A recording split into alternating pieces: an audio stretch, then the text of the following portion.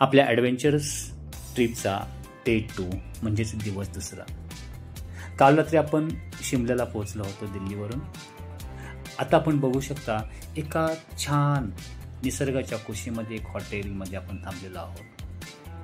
अतिशय सुंदर दृश्य या बाल्कनीमधून आपल्याला दिसते. रूमच्या अवस्था बघू शकता. त्यानंतर मी शिमला एक्सप्लोर करायला लागलो. तिथे मी बघतो काय हे एक्सप्लोर करताना मी बघत होतो की शिमला हे निसर्ग सौंदर्याने बहरलेलं आणि त्याचबरोबर एक ऐतिहासिक ठेवा देखील इथे आहे. शिमला हे हिमाचल प्रदेशाची एक अद्वितीय पर्यटन स्थळ आहे, जिथे निसर्गाची अप्रतिम शोभा आणि ऐतिहासिक वास्तुकलेचे संगम पाहायला मिळतो. या ठिकाणी भेट देताना काही खास ठिकाणी मला मनमोहन टाकतं. जेव्हा मी त्याची ग्रीन व्हॅली बघतो की निसर्गप्रेमींना खुणवणारी ती एक जागा आहे. हिरवेगार पर्वत, दाट झाडी. सर्वात प्रथम भेट देतो ते क्राइस्ट चर्च, एक अप्रतिम असं एक चर्च आहे. आणि विशेष म्हणजे चर्चच्या समोर देशाचे सर्वात आवडते पंतप्रधान अटल बिहारी वाजपेयी यांचा स्टॅच्यू देखील तिथे उभा आहे. कारण त्यांनी बरेच आपल्या आयुष्यामधला कालावधी या शिमल्यामध्ये व्यतीत केलेला होता. त्यांच्या एक आयुष्याची आठवण म्हणून त्यांचा स्टॅच्यू आपण तिथे बघू शकतो. मी पुढे जातो रोपवेने ते जाकू मंदिर, एक हनुमानाचं मंदिर तिथे आहे. शिमलाच्या सर्वोच्च शिखरावर असलेलं जाकू मंदिर भगवान हनुमानाला समर्पित आहे.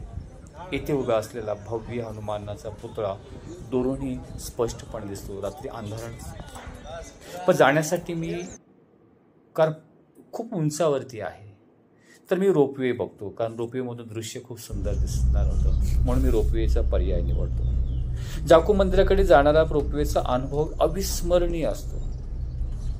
कारण प्रत्येक ठिकाणी तसं बघितलं तर शिमला खूप मोठा परिसर आहे. सगळीकडे हॉटेल्स पण त्याचबरोबर उंच झाडी आपल्याला बघायला मिळतात.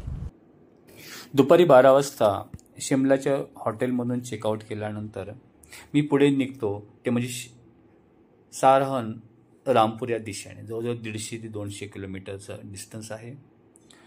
डिस्टन्स जरी कमी असेल पण हे पूर्ण पहाडी इलाका आहे.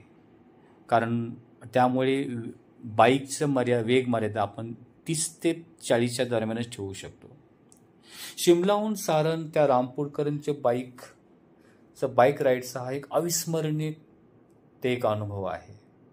वळणदार रस्ते, प्रचंड पर्वत रांगा आणि निसर्गाच्या कुशीत बसलेले हिरवेगार दर्या या प्रवास खास बनवतात. खरोखर ज्याला निसर्गाची आवड आहे आणि बाईक रायडिंगची आवड आहे ना, हिमालय पर्वतामधून बाईक रायडिंगचा अनुभव काय असतो तुम्ही या बाजूने आल्यानंतरच मिळेल. चंद लम्हात के वास्ते ही सही मुस्कुरा कर मिली थी मुझे जिंदगी. तेरी आगोश में दिन थे मेरे कटे, तेरी बाहों में थी मेरी रातें कटी.